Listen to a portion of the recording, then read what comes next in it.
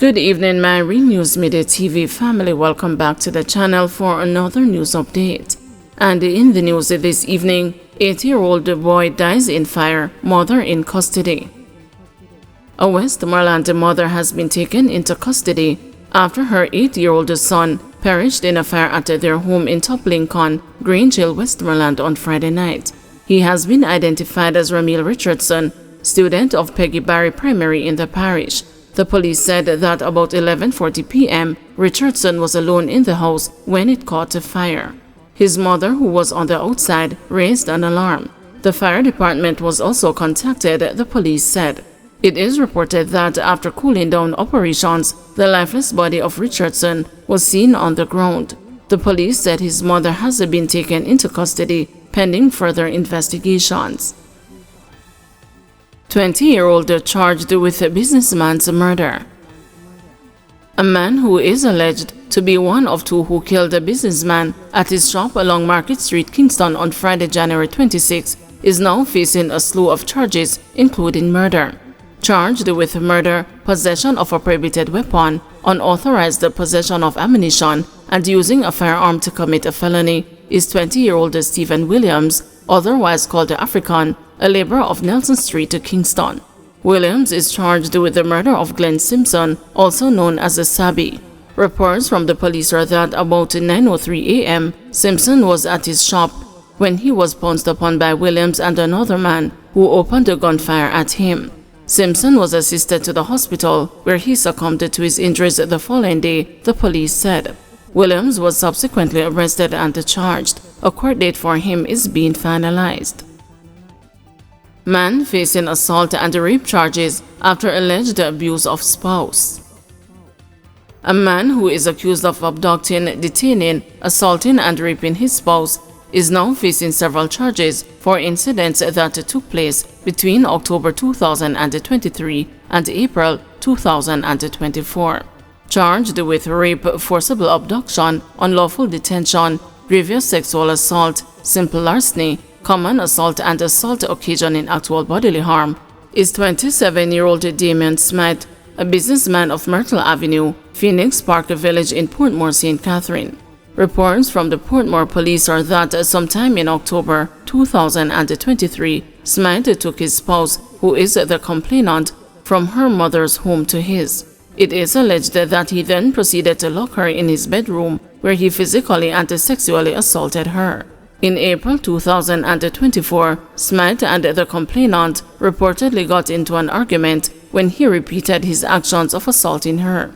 According to the police, Smith also took away her cell phone and reportedly tried to strangle her, causing swelling and bruises to her neck.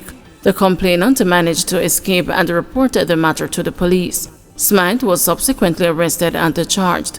He is to appear in court at a later date. St. Mary police reassure residents after murder in the community.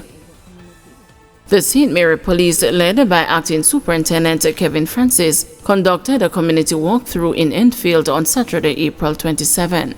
Acting Superintendent Francis stated that the purpose of the walkthrough was to alleviate the tension in the community following a recent murder on Saturday morning. The police aimed to reassure community members that they were actively working to solve the crime.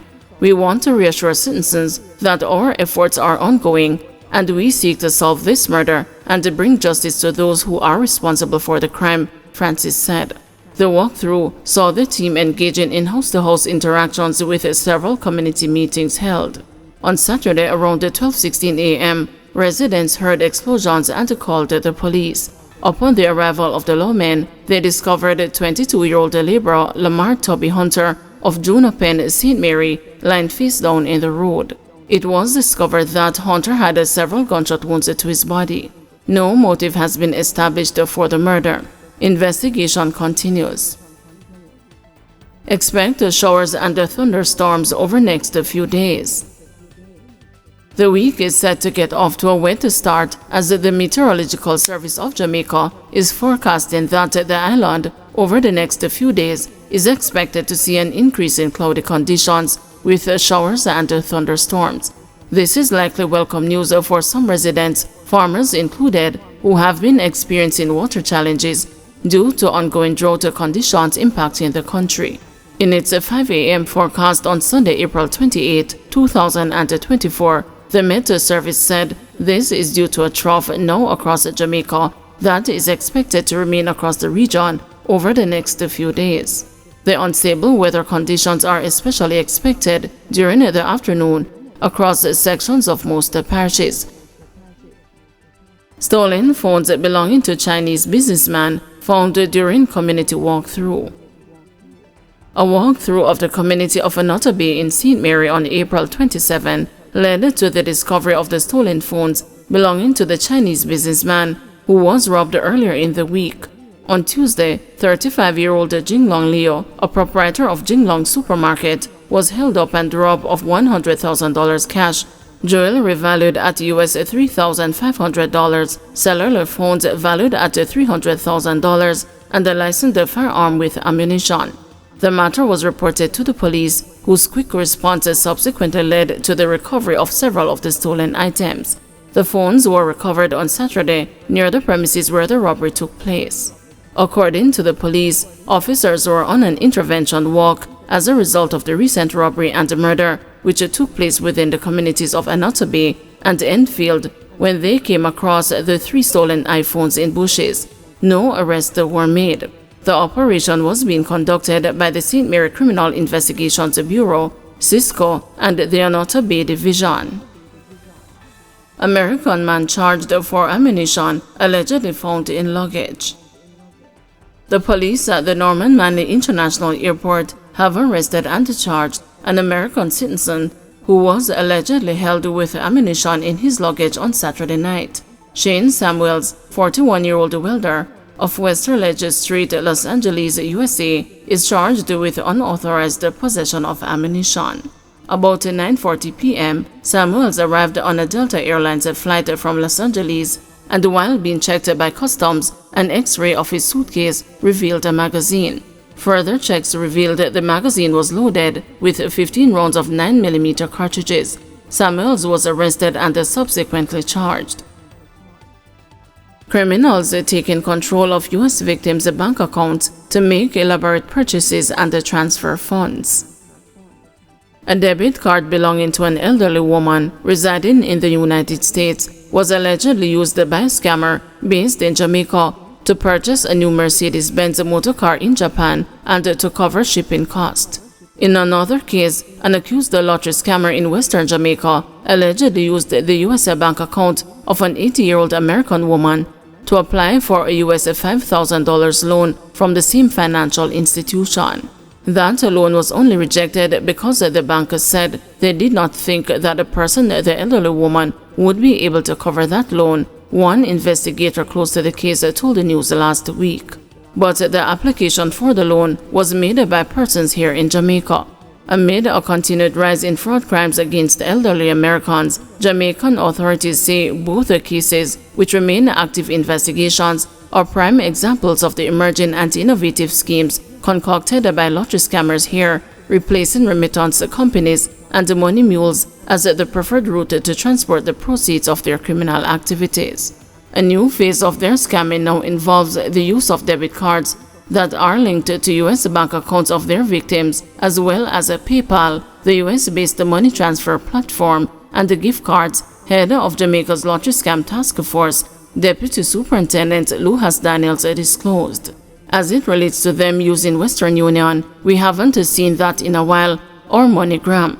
What we mostly see now are wire transfers and the use of Visa debit cards, Daniels told the news during an interview last week. According to the Internet Crime Complaint Center, operated by the U.S. Federal Bureau of Investigations, 88,262 Americans over the age of 60 years reported losing a total of US $3.1 billion through various scams in 2022. The US $3.1 billion in financial losses marked a 121% increase over the US $1.4 billion reported the previous year. Gaining access to and control of a victim's US bank account is not a difficult task for Jamaican lottery scammers, the investigator revealed. In a typical case, he explained, elderly vulnerable victims are tricked or coerced into sharing sensitive personal data with scammers who use it to take control of their bank account and open a new account in the victim's name at another financial institution. A debit card linked to the account is then shipped to Jamaica, either by the victims or by middlemen acting at the direction of the scammers. In some instances, the cards are taken to Jamaica by associates. These cards are now ready to be used in Jamaica, and once they have that, there are a number of things that they can do, such as transferring cash from the victim's US accounts to other accounts and making online purchases. In a few recent cases, these purchases include motor vehicles sourced in Japan, the investigator disclosed, but stated, "We don't want to share much about that because it's an active investigation."